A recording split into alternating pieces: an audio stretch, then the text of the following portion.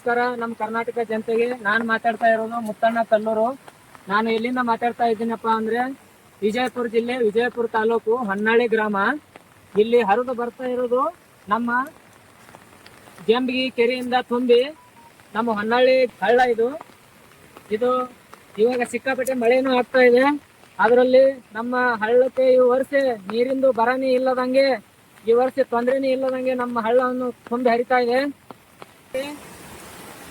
ನಮ್ಮ ನೀರು ಹರಿದು ಹೋಗುವುದು, ಈ ನೀರು ಹರಿಯುವುದರಿಂದ ನಮ್ಮ ರೈತರಿಗೆ ತುಂಬಾ ಖುಷಿನೇ ಖುಷಿ. ಯಾಕಂದರೆ ಬೆಳಿಗ್ಗೆ ನೀರ ಇಲ್ಲದೆ ಬಡದಾಡುವಂತ ಪರಿಸ್ಥಿತಿ ಇರುವಾಗ ಈ ನೀರು ನೋಡಿ ನಮ್ಮ ರೈತರು ತುಂಬಾನೇ ಖುಷಿ ಪಟ್ಟಾರೆ. ಡೈರೆಕ್ಟ್ ಶಾರ್ಟ್ಕಟ್ ದಾರಿ ಇದು, ಹೊನ್ನಾಳಿ ಗ್ರಾಮಕ್ಕೆ ಬರುವಂತ ದಾರಿ ಇದು. ಇದು ಈಗ ಹೊಸದಾಗಿ ಆಗಿರೋದು ದಾರಿ. ಮತ್ತು ಇನ್ನೊಂದು ದಾರಿ ಇದೆ ನಮ್ಮೂರಿಗೆ, ಅದು ನಾಲ್ತಾಣ, ಜಂಬಗಿ ಮತ್ತು ಹೊನ್ನಾಳಿ ಬರುವಂತ ದಾರಿ. ಇದು ದಾರಿ ಮಾತ್ರ ಶಾರ್ಟ್ಕಟ್ ದಾರಿ.